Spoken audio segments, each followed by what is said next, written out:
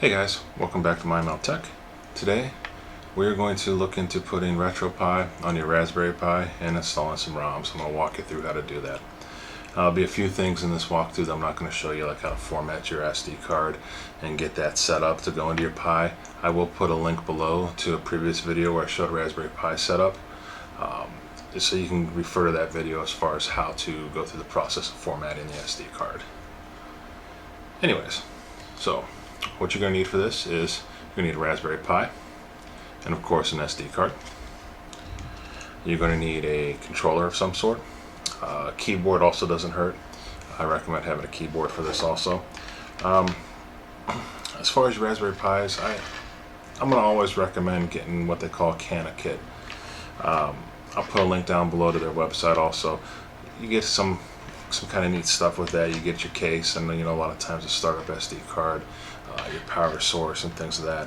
One of the things I liked about the last Cana kit I got was I got one of these devices here. This basically plugs into your power source, and it has an on and off switch, which is really handy for your Raspberry Pi because normally this is what you get. It plugs into the Raspberry Pi, and if you want to turn the Raspberry Pi on, you've got to unplug it and plug it back in. I much prefer having this little button that I can just hit in the line and be done with it. I'm sure there's some places online where you can just order this piece separately from everything else.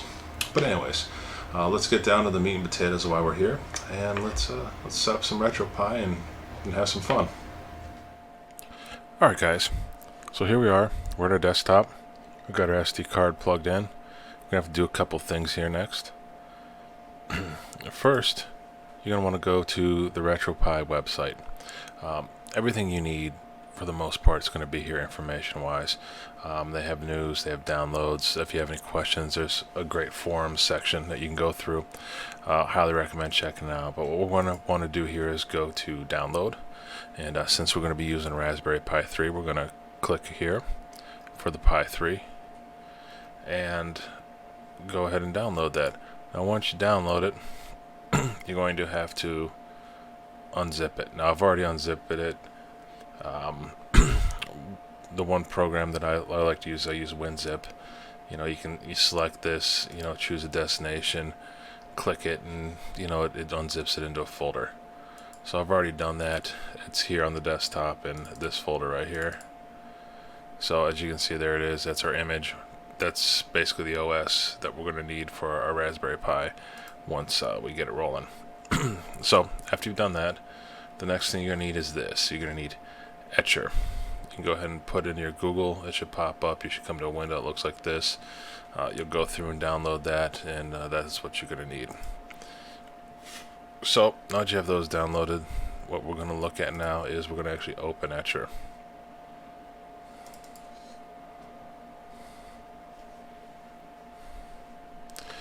So once it opens, we're going to want to select that image of the Raspberry Pi that we have gone ahead and downloaded and unzipped.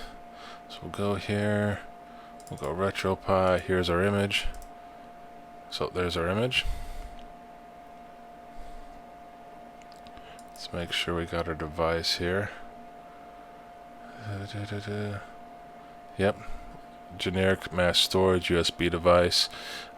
This USB is actually G. You can see that right here. And we'll go ahead and we will flash it. You can see here it's starting. So it'll take a couple minutes here to run.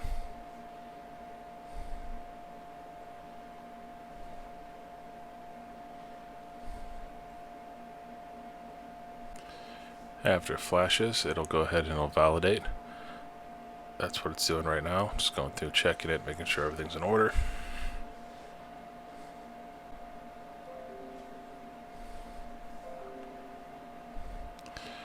And then, because it's plugged in your PC, it's going to ask you if you want to format it, what you want to do with this. You're just going to want to cancel out.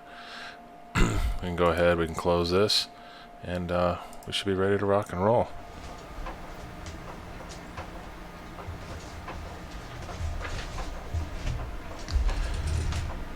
Alright guys, so here we are. We're booting up our Retropie for the first time. Give it a second here. Now I have gone ahead, I'm going to probably invest in a better controller. I've had this one for an eon, but just a cheap controller that I picked up years ago. And that's what I'm going to start off using. Like I said, I'll replace this controller at some point, probably sooner than later.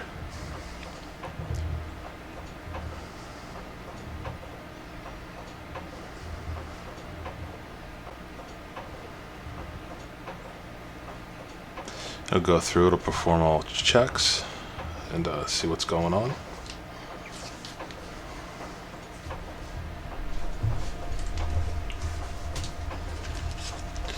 Alright, so now we're going to configure our controller. Now, when you get to this point, take your time with this. If there's a feature that your controller doesn't have, the directions right here, hold any button to skip it.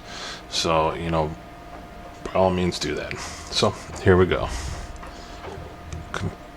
Do our D-pad first. So it says D-pad up, you just press up, down, left, right, start, select,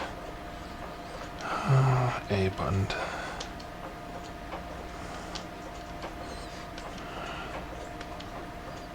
Left shoulder, right shoulder, hold it,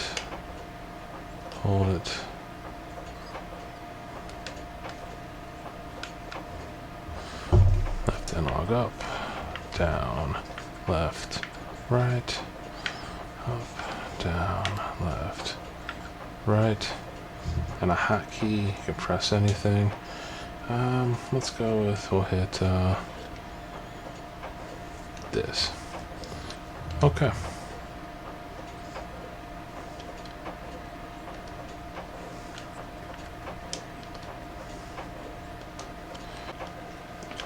Alright. So next, after you get your controller configured, you're going to come here, you're going to have a whole bunch of options. We'll go down to Wi-Fi.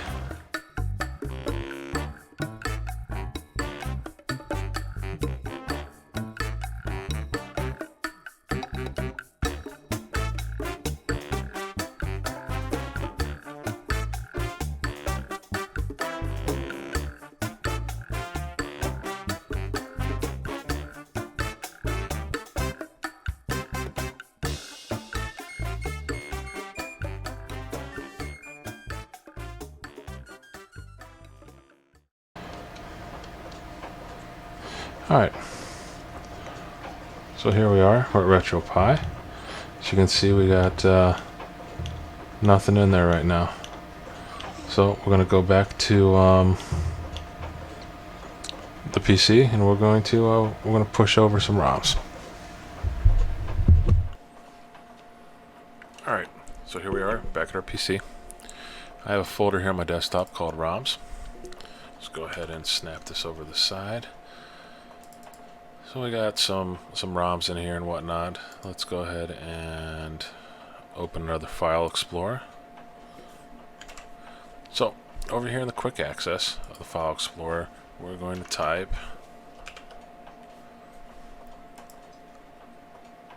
Retropie, all in caps, just like I did there. And it's going to open up your Retropie on your network. As long as your Retropie is hooked in your network, you're going to be able to do all this. So I'm going to go here, we're going to open ROMs, and it'll have all the emulators listed. We're going to start off, we're going to send over some SNES. So we'll go here, we will copy these, and just drop them. Those will push over on the network, and they're going to show up on your Raspberry Pi. We're going to head over there in a second and take a look at it and show you what we got and go from there.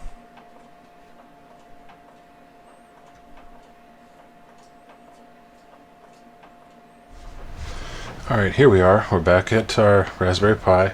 So we're going to hit start and go into the menu. And we're going to go into quit.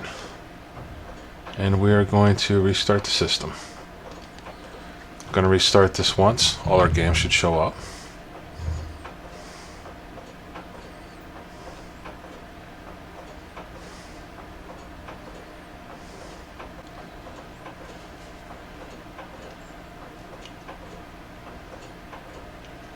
Alright, so here we are. You can see that, we have the Retropie here.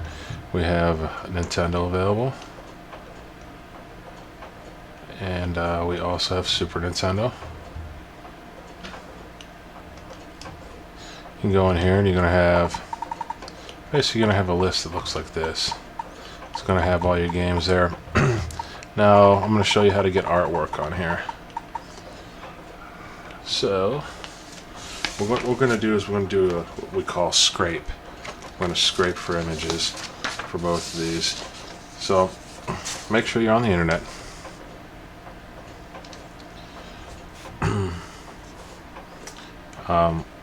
Excuse me. You're going to press start again. You're going to have an option up here called scraper. So you're going to want to go into that. And you're going to scrape from the database. Scrape ratings on. Screen scraper. We usually do the games database. Scrape ratings. We'll leave that on. Scrape now.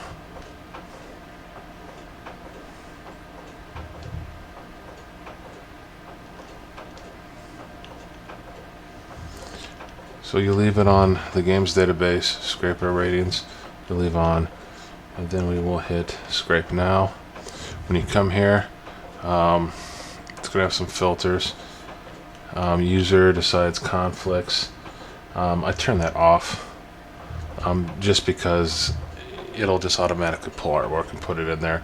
That way, I mean, you can go in there and you can try to choose it and all and whatnot, but not really worried about that.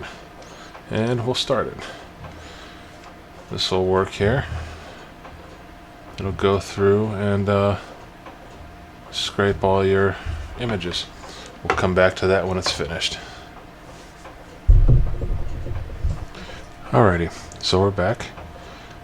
We can go into this here. We can see that we have box art.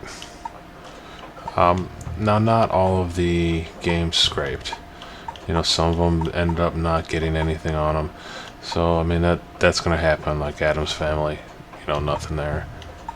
So, but it does look a lot neater.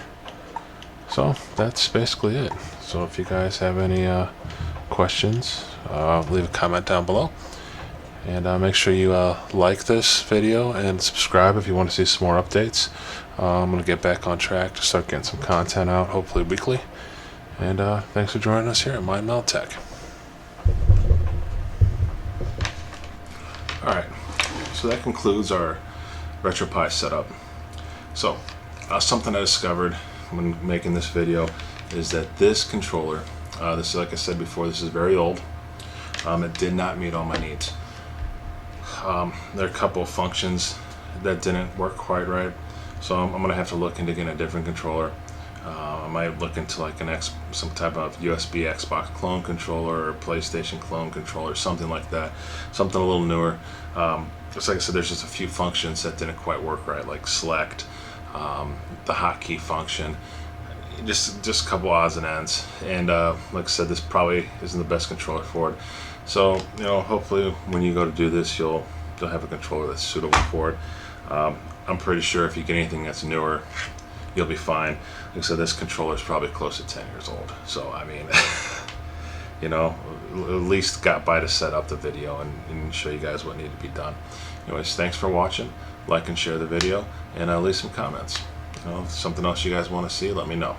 Thanks a lot. Bye.